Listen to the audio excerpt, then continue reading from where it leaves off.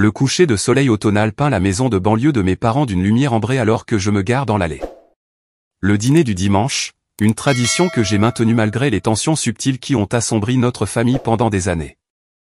Je lisse ma jupe crayon anthracite et je redresse mon chemisier crème avant de sortir de ma berline sobre.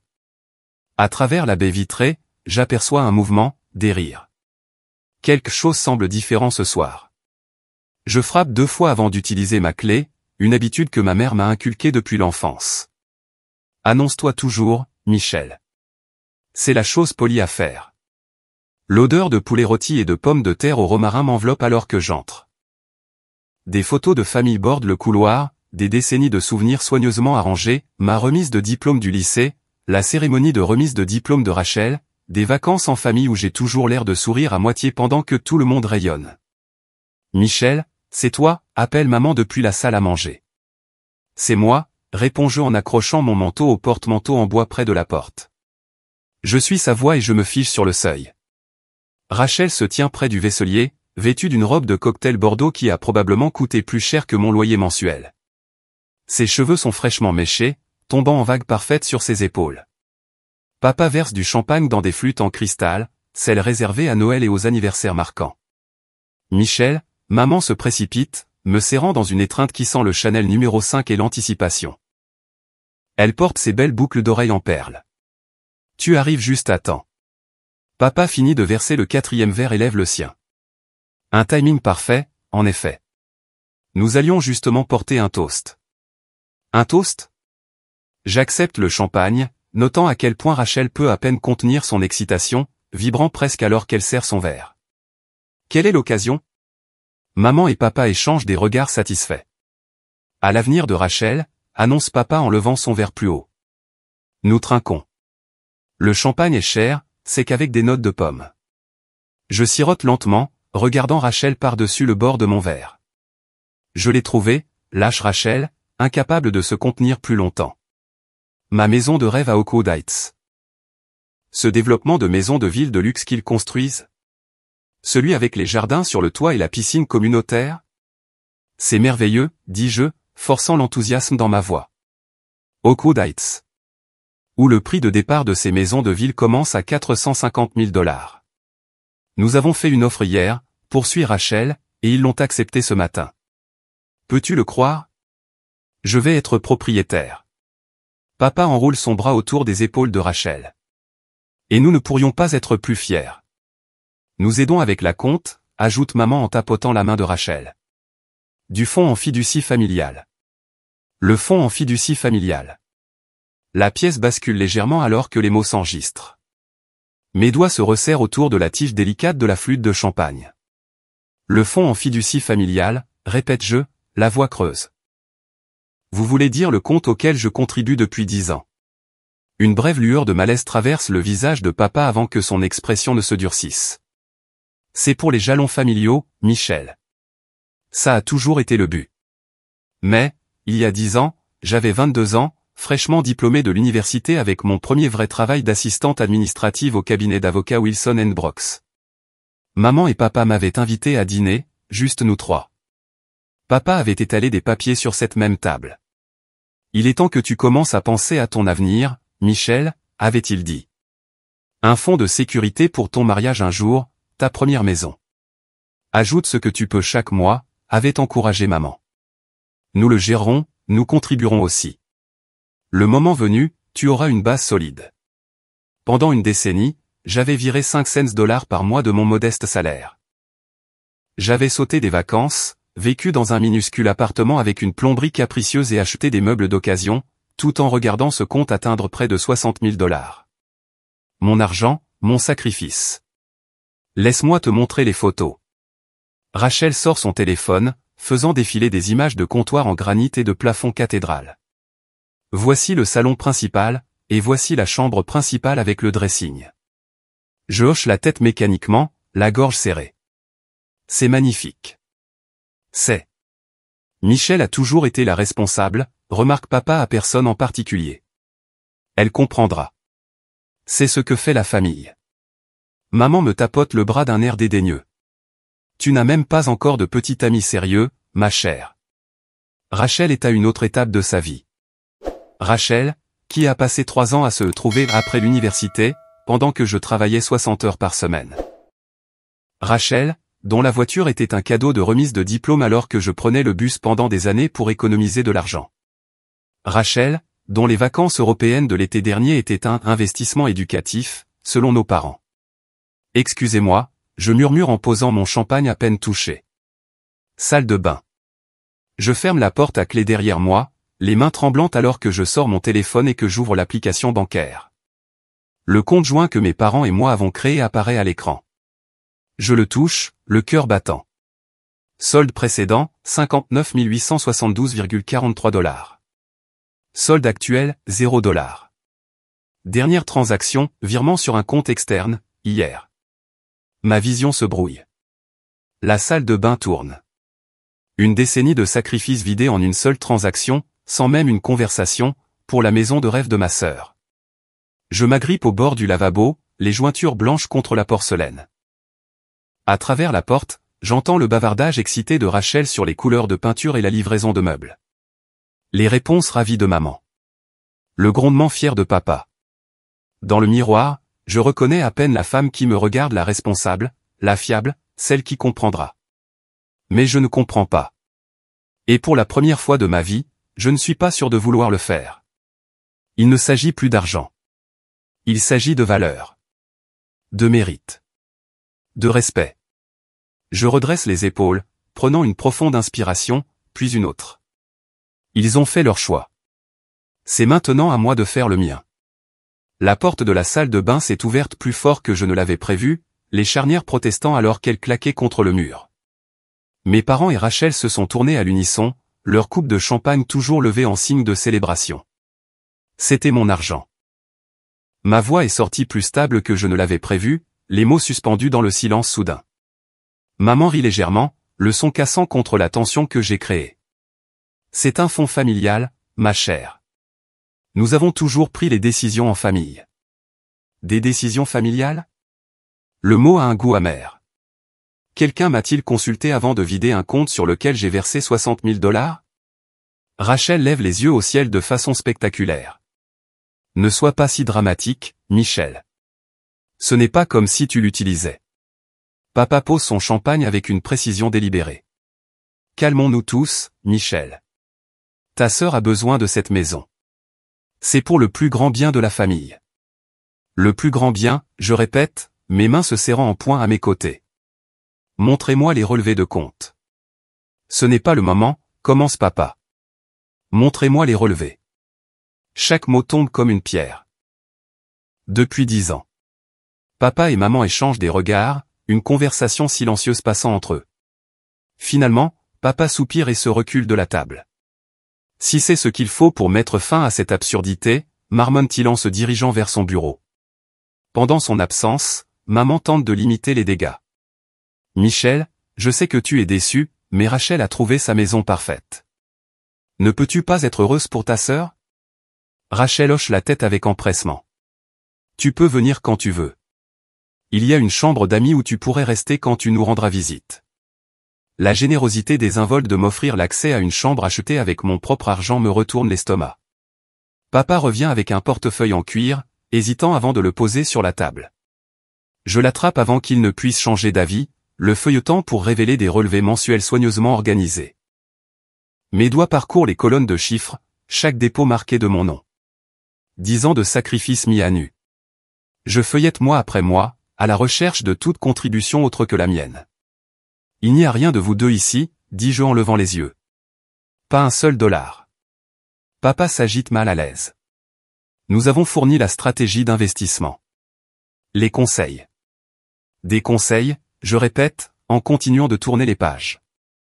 Une annotation d'il y a 3 ans attire mon attention. Qu'est-ce que c'est que ce retrait? 20 000 $ en août 2022. Rachel devient soudainement très intéressée par son champagne. Rachel avait besoin d'aide pour ses études supérieures, dit maman avec douceur. Juste un petit prêt. Je feuillette d'autres pages, trouvant d'autres retraits. Et ces 12 000 $? Et ces 8 retraits plus petits? Papa s'éclaircit la gorge. La compte pour la voiture de Rachel. Et un peu d'aide quand elle était entre 2 emplois. Ces vacances européennes pour se trouver, je demande, connaissant déjà la réponse. Maman tend la main vers la mienne, que je retire. Michel, la famille se soutient. Ta sœur avait besoin de ces choses. Et mes besoins. La question reste en suspens entre nous. Tu as toujours été si capable, dit papa, comme si c'était un compliment. Si indépendante. Si indépendante parce que je devais l'être, je rétorque. Parce que chaque fois que j'avais besoin de quelque chose, la réponse était non. Ce n'est pas juste, dit maman, les yeux embués de larmes. Après tout ce que nous avons fait pour toi. Qu'avez-vous fait exactement? La question n'est plus colérique. Juste sincèrement curieuse. Nous t'avons élevé, dit sévèrement papa.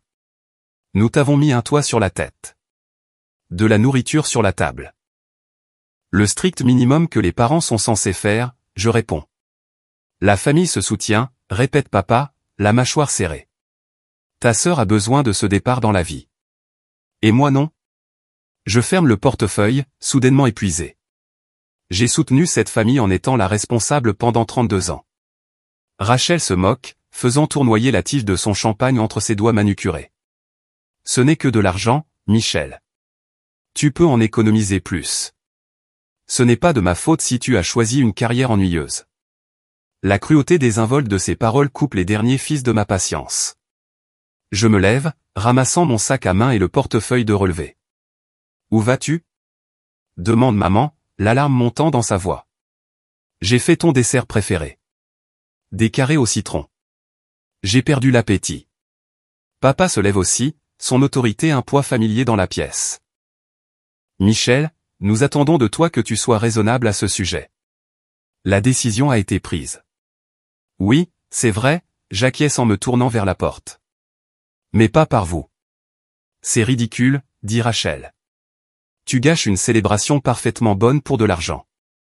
Je m'arrête sur le seuil, regardant les trois, papa, sévère et immuable, maman, tordant nerveusement sa serviette, Rachel, agacée par l'interruption de son moment.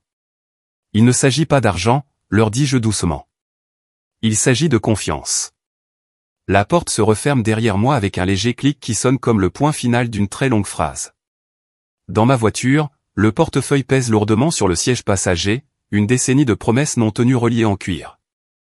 Les lampadaires s'allument alors que je m'éloigne de la maison de mes parents, éclairant un chemin que je n'ai jamais emprunté auparavant. La fille responsable est toujours revenue, a toujours pardonné, a toujours compris. Pas ce soir. Ce soir, je choisis une autre route. Cette nuit-là, dans mon appartement, les relevés bancaires sont éparpillés sur ma table basse comme des feuilles mortes, des chiffres et des dates qui retracent une décennie de mes sacrifices. Mon téléphone vibre pour la 7e fois en 1 heure.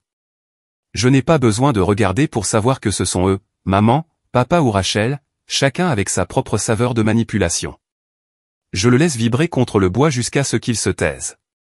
Puis j'ouvre mon ordinateur portable et je consulte l'Instagram de Rachel. La voilà, une photo d'elle debout devant le bureau de vente d'Oakwood Heights, des clés pendant à ses doigts manucurés. La légende dit, les rêves deviennent réalité quand on a une famille généreuse.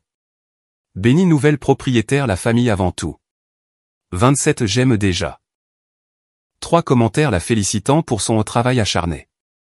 Mes doigts planent au-dessus du clavier. Que se passerait-il si je tapais la vérité? Félicitations pour avoir dépensé mes 60 000 $. J'espère que les planchers ne craqueront pas comme ceux de mon appartement dans lequel j'ai vécu pendant des années en économisant pour ma propre maison. Le téléphone vibre à nouveau. Cette fois, je regarde. Maman. Michel, s'il te plaît, appelle-nous.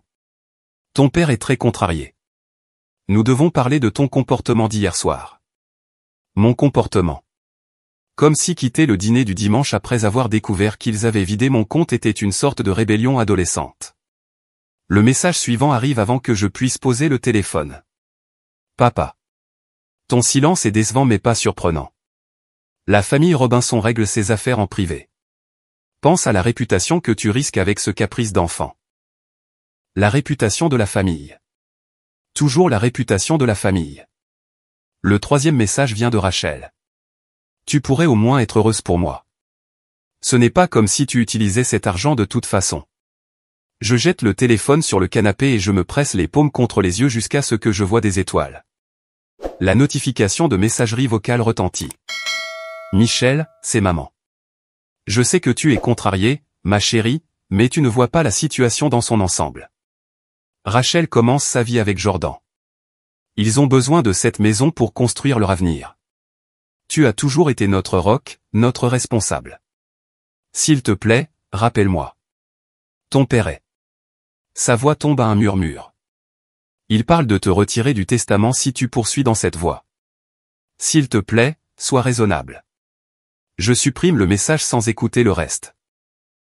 3 autres messages vocaux suivent le même schéma, une douce inquiétude se transformant en menace voilée. Quand on frappe à ma porte le lendemain soir, je m'attends à trouver maman ou papa dans le couloir avec des expressions sévères et des discours répétés sur le devoir familial. Au lieu de cela, c'est Sarah, tenant une bouteille de vin et un dossier. Tu avais l'air mal au téléphone, dit-elle en entrant dans l'appartement. J'ai apporté des renforts. Sarah est mon amie depuis l'université et travaille maintenant comme assistante juridique chez Westbrook & Associates. Sa nature pragmatique et ses connaissances juridiques m'ont sauvé de plusieurs mauvaises décisions au fil des ans. J'accepte le vin mais je regarde le dossier avec méfiance. Qu'est-ce que c'est? Des informations. Elle sort un tire-bouchon du tiroir de ma cuisine, déjà familière avec l'agencement de mon appartement. Tu as dit qu'ils avaient vidé un compte joint que tu finançais depuis 10 ans, n'est-ce pas? Sans ta connaissance ni ton consentement?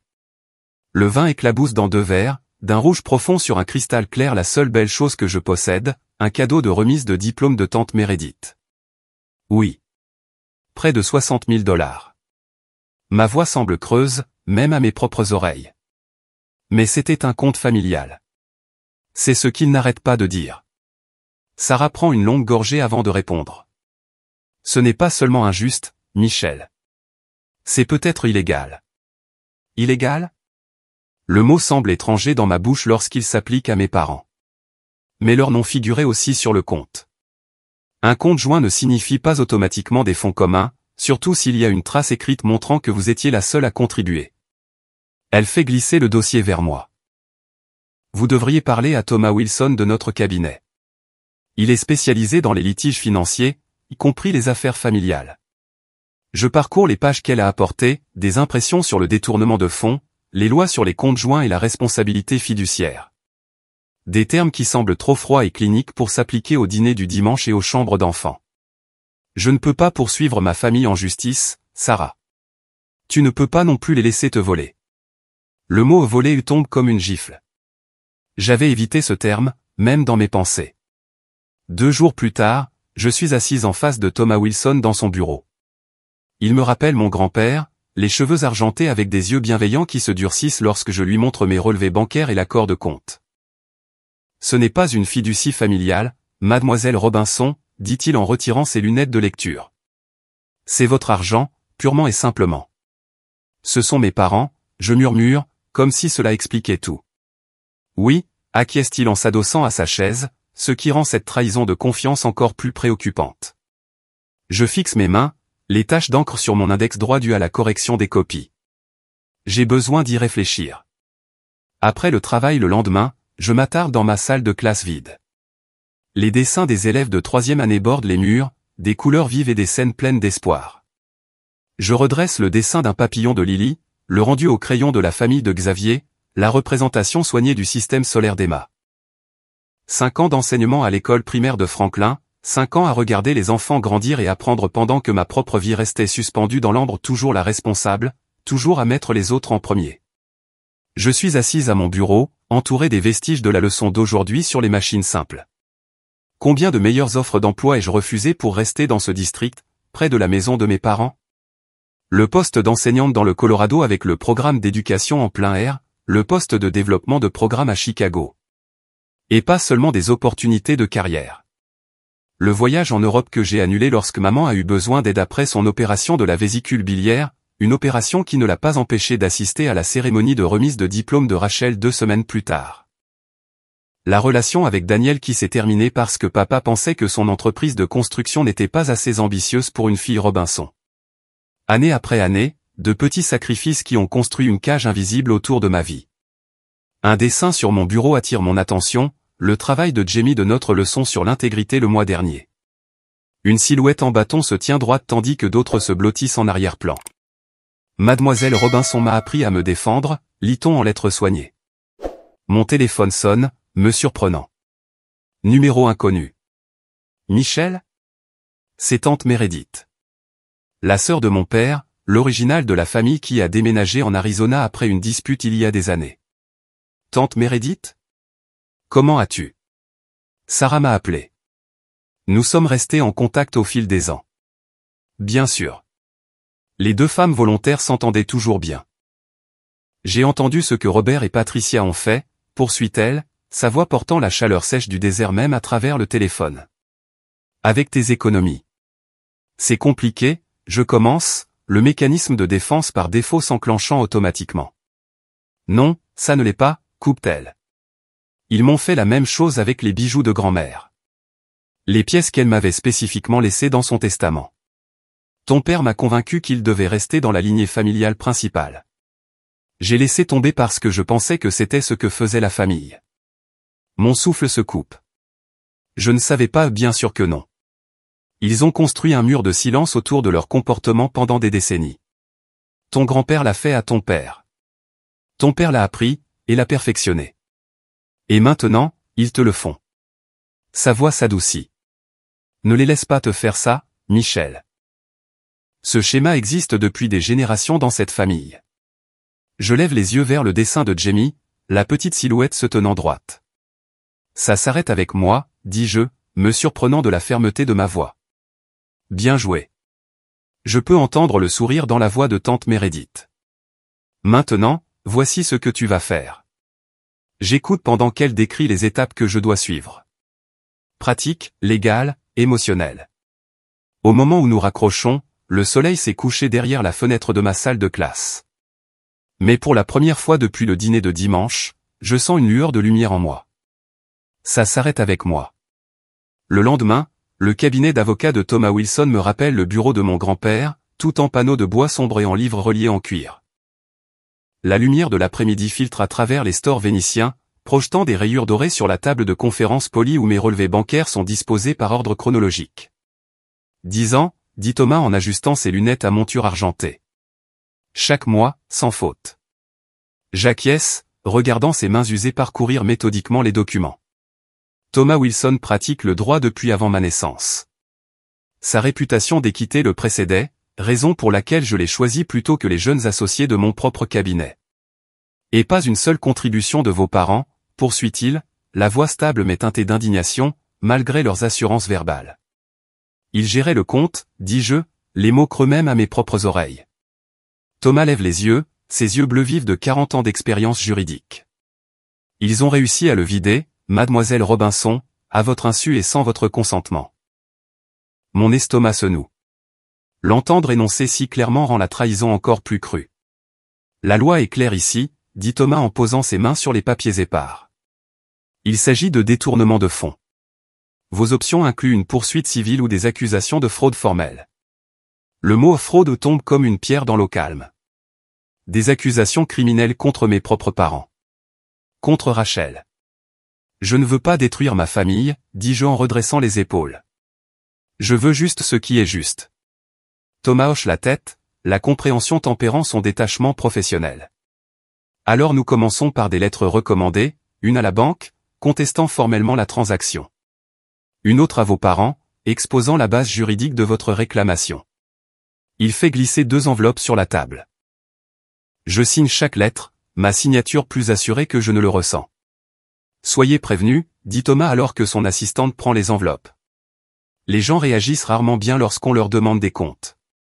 4 jours plus tard, je découvre à quel point il a raison.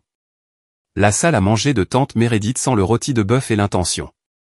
Ce qui a commencé comme un dîner de famille décontracté s'est révélé être une embuscade. L'oncle Frank est assis à la tête de la table, son comportement jovial habituel remplacé par une déception sévère. Tu brises le cœur de ta mère, dit-il en pointant sa fourchette vers moi. Elle n'a pas dormi depuis que ses papiers juridiques sont arrivés. Je prends une gorgée d'eau mesurée. Je suis désolé de l'apprendre. Le cousin William se penche en avant, sa confiance de quarterback d'université intacte malgré la quarantaine. Rachel a toujours eu de grands rêves, Michel. Toi, tu n'es qu'une enseignante. Le mot au juste reste en suspens dans l'air, chargé de générations d'attentes familiales. J'ai passé ma vie à aider les enfants à réaliser leurs rêves, réponds-je en pliant soigneusement ma serviette, y compris en payant les frais de candidature à l'université de 3 de mes élèves l'année dernière de ma poche. Les yeux de tante Meredith s'écarquillent légèrement. Elle n'était pas au courant de ça. Ta sœur a besoin de cet argent pour son avenir, insiste l'oncle Frank. Sa maison, son mariage, elle a des projets. Moi aussi, dis-je simplement. La table tombe dans le silence, pour la première fois peut-être, il m'écoute vraiment. Mon téléphone vibre dans mon sac à main. Je m'excuse pour aller à la cuisine, reconnaissante de cette évasion momentanée. C'est une notification d'Instagram. Rachel m'a identifié dans une publication. La photo montre Rachel et son petit ami debout devant un panneau vendu, son bras autour de sa taille, sa main gauche affichant bien en évidence une bague en diamant. La légende dit, elle a dit oui, célébrant nos fiançailles et notre nouvelle maison. Béni. Nouveau chapitre. Les commentaires affluent, les félicitations pleuvent pour l'enfant prodige. Amis et famille célèbrent la vie enchantée de Rachel. Mes doigts planent au-dessus de l'écran. Je pourrais l'ignorer, m'en aller. Mais quelque chose en moi, peut-être la même force qui m'a fait économiser mois après mois pendant que Rachel dépensait sans compter, refuse de rester silencieuse. Je tape un seul commentaire mesuré. Félicitations pour vos fiançailles. J'espère que votre maison vous apportera autant de joie que ma décennie d'économie m'en a apporté. J'appuie sur envoyer avant de pouvoir reconsidérer, puis je retourne dans la salle à manger, juste au moment où mon téléphone se met à vibrer continuellement de notifications. 3 jours plus tard, la première vraie victoire arrive dans ma boîte de réception de courriel. Une lettre officielle de la banque, compte gelé en attente d'une enquête sur les transactions contestées. Mon père appelle dans l'heure, sa voix tonnant à travers le haut-parleur. Que as-tu fait? Exactement ce que vous m'avez appris, réponds-je, me surprenant de mon calme, protéger ce qui est à moi. Il se lance dans une conférence sur la loyauté familiale et les enfants ingrats, sa voix s'élevant à chaque phrase. Je le laisse finir. C'est tout, je demande quand il s'arrête enfin pour respirer. Il raccroche sans un mot de plus. Le lendemain après-midi, j'arrange les projets scientifiques de mes élèves de 3e année lorsqu'une ombre tombe sur la porte de ma classe. Ma mère se tient là, parfaitement coiffée comme toujours, semblant étrangement déplacée parmi les affiches colorées de l'alphabet et les œuvres d'art des élèves. Nous devons parler, dit-elle en fermant la porte derrière elle. Nous sommes une famille, ne pouvons-nous pas régler ça en privé? Je continue de redresser l'exposition, alignant le volcan de Mason avec le modèle de système solaire de Sophia. Nous aurions pu, dis-je en me tournant enfin vers elle. Il y a 10 ans, ou le mois dernier, ou même au dîner. Mais plus maintenant. Elle s'approche, sa voix baissant à un murmure, bien que personne d'autre ne soit là. Sais-tu ce que cela fait à ton père? Aux préparatifs du mariage de Rachel? Je pense aux promesses vieilles de 10 ans. Au trajet en bus sous la pluie pendant que Rachel conduisait sa voiture de remise de diplôme. À mon minuscule appartement avec sa plomberie capricieuse. Oui, dis-je en la regardant droit dans les yeux. Je sais exactement ce que cela fait, la même chose que vous me faites depuis des années.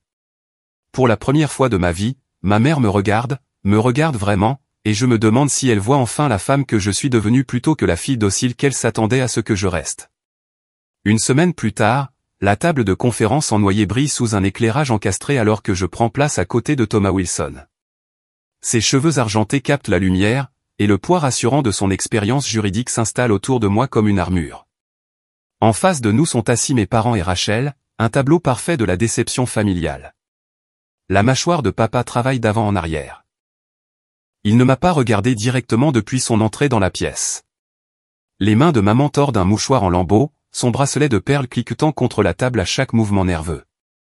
Rachel fixe son téléphone, faisant défiler des photos de comptoir en granit et de dressing qu'elle réalise maintenant pourrait lui échapper.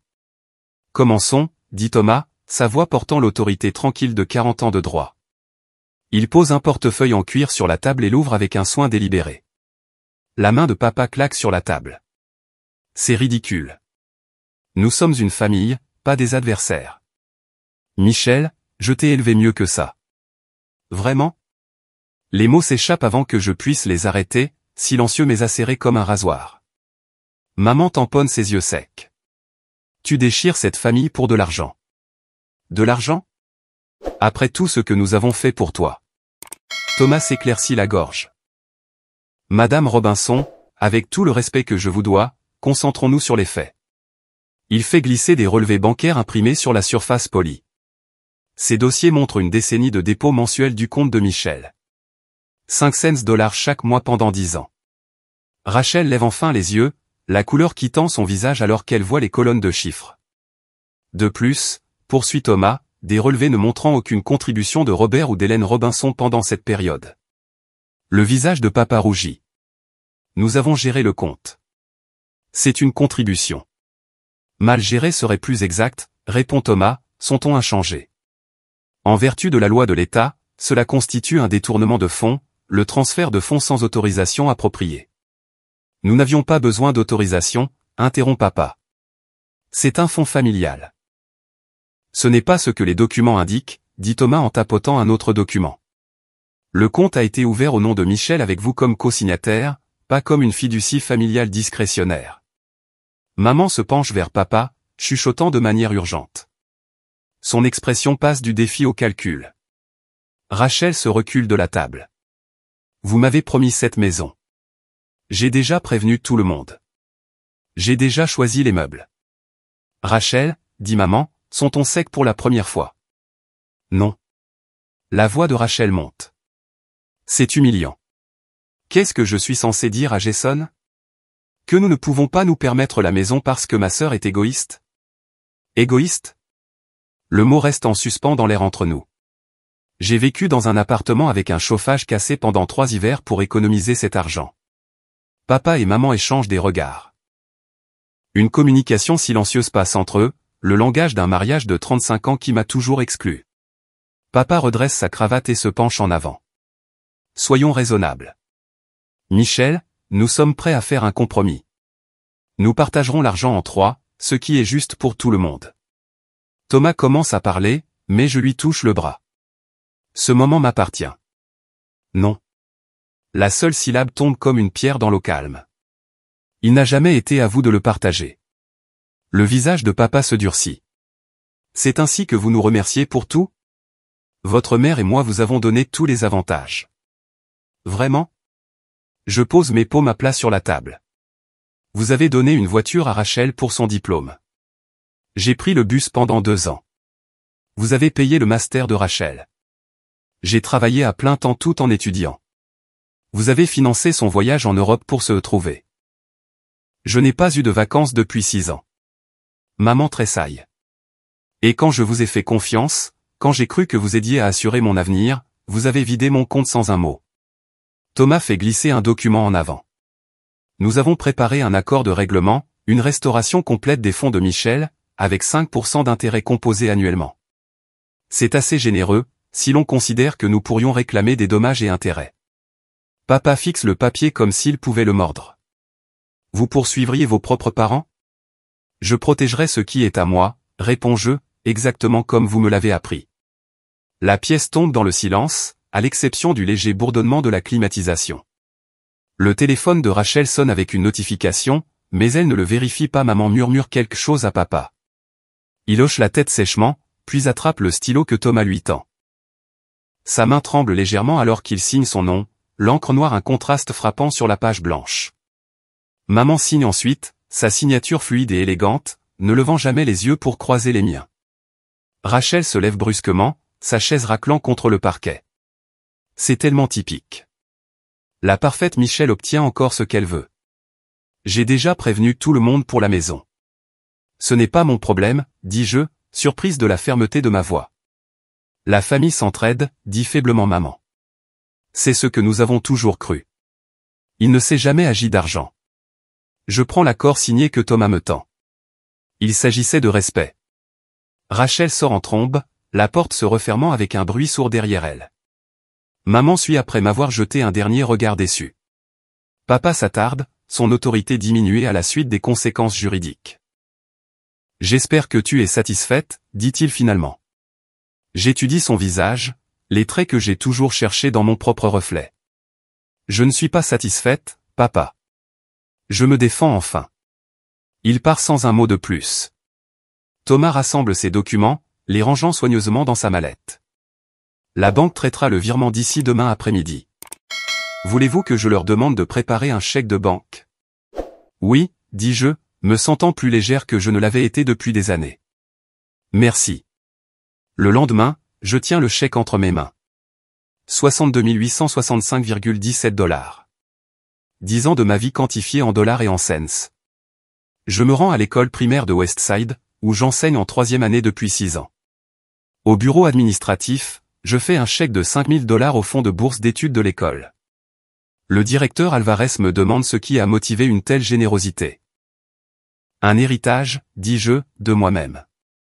Cet après-midi-là, une agente immobilière nommée Janet me fait visiter un petit cottage sur Maple Street.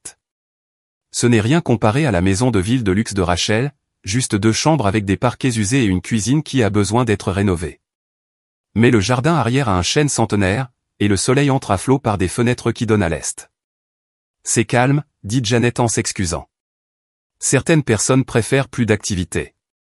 Je me promène dans les pièces vides, mais pas résonnant contre les murs nus. Dans chaque espace, je vois des possibilités se dessiner, des étagères remplies de romans, un canapé confortable pour les matins du dimanche, une table à manger où les amis se réuniront. Pour la première fois, j'imagine un avenir entièrement de ma propre conception. Ce soir-là, j'appelle tante Meredith. Quand elle répond, je peux entendre sa télévision en arrière-plan, son jeu télévisé préféré. J'ai trouvé ma maison, lui dis-je. Ta maison ou une maison, demande-t-elle, toujours précise dans son langage. Je souris au téléphone. Les deux. Le soleil du matin réchauffe mon dos alors que je m'agenouille dans la terre fraîchement labourée, plantant des échinacées pourpres le long du sentier en pierre. Un an a transformé ce jardin envahi par la végétation en quelque chose de vivant et de plein de possibilités. Tante Meredith travaille à côté de moi, ses gants de jardinage couverts de terre, ses cheveux argentés pris dans la brise printanière. Ta grand-mère approuverait, dit-elle en tapotant la terre autour d'un jeune plant robuste. Elle disait toujours que les jardins sont l'endroit où nous plantons nos espoirs. Je souris en me souvenant de la femme qui m'a appris la patience bien avant que je n'en comprenne la valeur. Je pense que je comprends enfin ce qu'elle voulait dire. Mon cottage se dresse derrière nous, n'étant plus la saisie immobilière négligée que j'ai achetée avec mes économies récupérées. La peinture jaune pâle illumine le bardage usé par le temps, et des jardinières débordent de géraniums. C'est modeste, rien à voir avec la maison de ville de luxe de Rachel, mais entièrement à moi. À l'intérieur, des photographies bordent le manteau de la petite cheminée. Ma classe de 5e année jouant leur pièce de théâtre scientifique. Sarah et moi en randonnée dans les montagnes Blue Ridge. Tante Meredith et moi à la clôture, tenant mes clés de maison. Aucun portrait de famille récent n'orne ces murs, une absence qui fait parfois mal mais ne me définit plus. Passe-moi cet arrosoir, veux-tu, demande tante Meredith, interrompant mes pensées. Alors que je le lui tends, un mouvement à la porte du jardin attire mon attention. Ma mère se tient là, l'incertitude inscrite sur son visage. Elle serre son sac à main des 2 mains, semblant plus petite d'une manière ou d'une autre, diminuée sans mon père à ses côtés. Michel, dit-elle, utilisant mon surnom d'enfance pour la première fois depuis notre confrontation. Tes fleurs sont magnifiques. Tante Meredith jette un coup d'œil entre nous, puis murmure avec tact quelque chose à propos de vérifier ses tartelettes aux fraises au four. Elle me serre l'épaule en passant, un réconfort silencieux. Merci, réponds-je en me levant lentement, en brossant la terre de mon jean. Tu veux entrer? Mère hésite sur le seuil, comme si traverser mon espace nécessitait une permission qu'elle n'est pas sûre de mériter. Je n'ai rien apporté. J'aurais dû apporter quelque chose. Ce n'est pas grave. Elle fait 3 pas prudents dans le jardin, puis s'arrête. J'ai réfléchi à ce qui s'est passé. À ce que nous avons fait. Sa voix vacille. Je n'ai pas vu ce que nous te faisions. Pas vraiment. Je me disais que nous étions juste pratiques. L'aveu reste en suspens entre nous, inadéquat mais monumental. Il y a 1 an, j'aurais exigé plus, un compte rendu complet de chaque injustice. Maintenant, je reconnais le courage que cette petite reconnaissance exige. Je suis contente que tu le vois maintenant, dis-je simplement. Elle hoche la tête en clignant rapidement des yeux. Ton père ne comprend toujours pas. Il dit que tu as abandonné la famille. Je n'ai abandonné personne. J'ai juste cessé de m'abandonner moi-même. Un merle se pose sur le bain d'oiseaux, s'éclaboussant brièvement avant de s'envoler. Nous le regardons toutes les deux partir. Tu veux du thé? Je propose. Ce n'est pas un pardon, pas encore, mais c'est une ouverture. Une petite fissure dans le mur entre nous. Plus tard dans la soirée, ma petite table à manger accueille un rassemblement différent de tout ce que ma famille n'a jamais organisé. Tante Meredith passe un plat de légumes rôtis à Sarah, tandis que Thomas Wilson, mon avocat aux cheveux argentés, raconte une histoire qui fait rire tout le monde. Mon collègue Jacques lève son verre pour un toast spontané. À la construction de nos propres définitions de la famille, annonce-t-il. Alors que le crépuscule s'approfondit, je m'installe sur ma balançoire de Porsche avec mon journal. La brise du soir porte l'odeur des lilas, alors que j'écris la simple vérité qui a mis 32 ans à se découvrir. La chose la plus précieuse que j'ai gagnée n'est pas cette maison. C'est la connaissance que je compte aussi. Je lève les yeux alors que la dernière lumière s'estompe, regardant les lucioles commencer leur danse du soir au-dessus de mon jardin. Pour la première fois de ma vie, je suis parfaitement en paix dans mon propre espace.